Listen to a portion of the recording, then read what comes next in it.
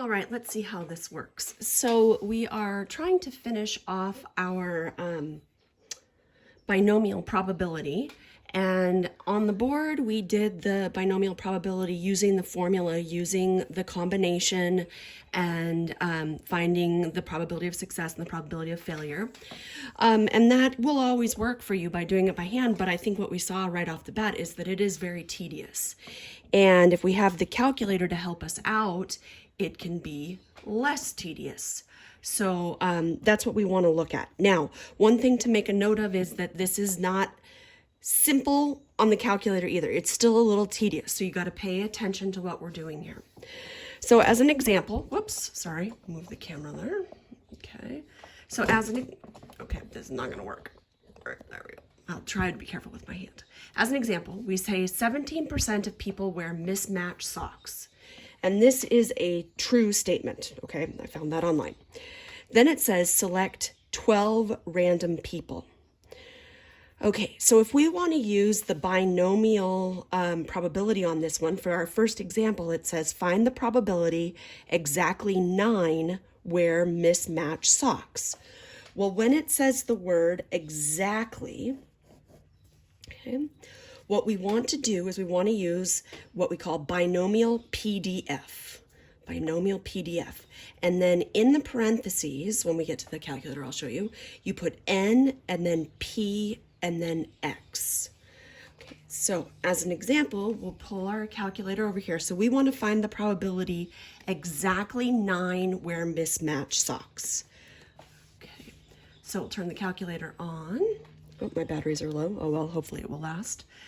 Now, the place where we go to get this is under the distribution. So you see this one that says vars right above it? You see how it says That's distribution. So we're going to go second distribution.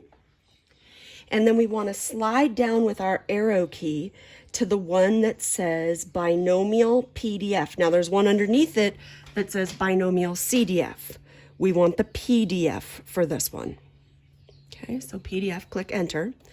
Then it gives you the beginning of a parenthesis.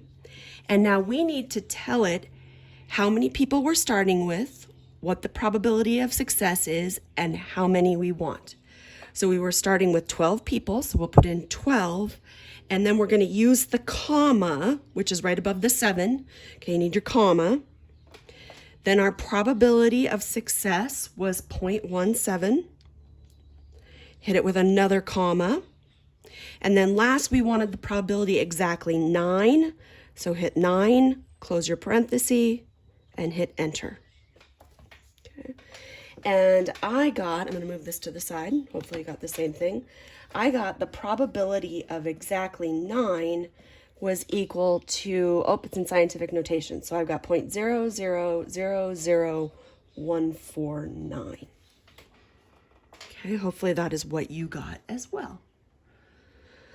Okay, now the second problem says find the probability at most 7 wear mismatched socks. Okay, at most 7 people wear mismatched socks.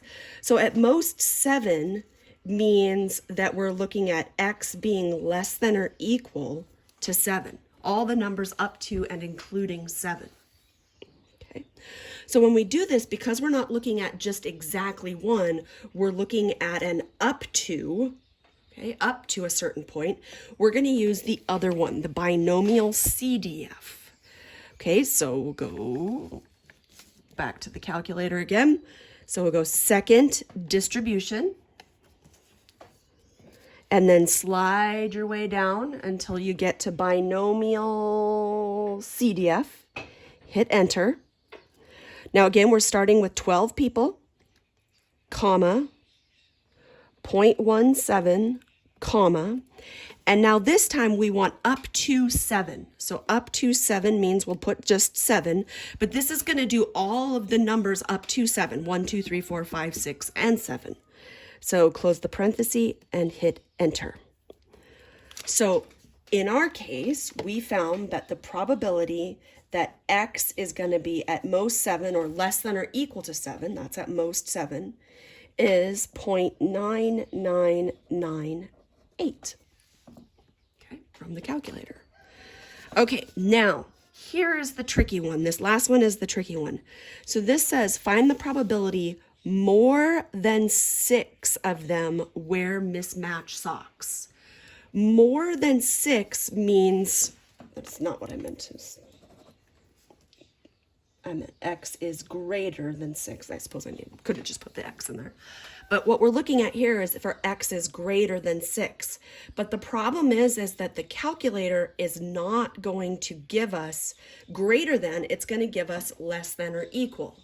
So like the one before was a less than or equal, so we were set up to go. But this one, what we're going to do is find the probability that X is less than or equal to 6.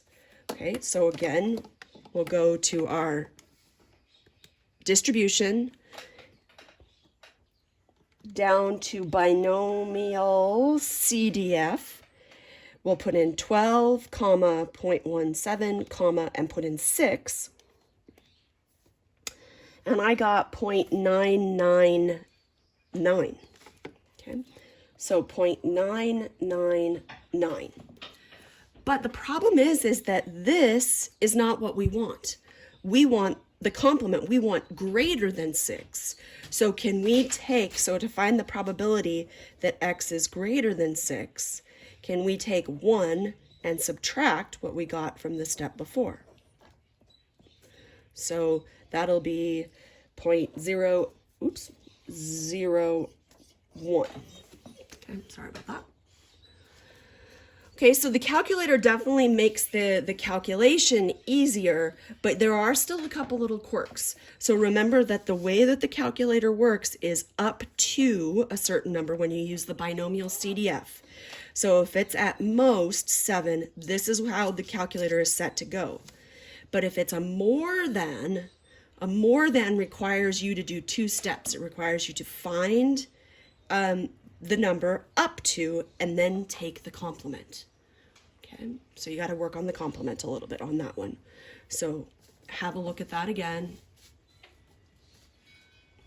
Okay, and then hopefully that will help you out. And if you need any other examples, just let me know and we can do other examples. Okay, sound good? All right, guys, thank you.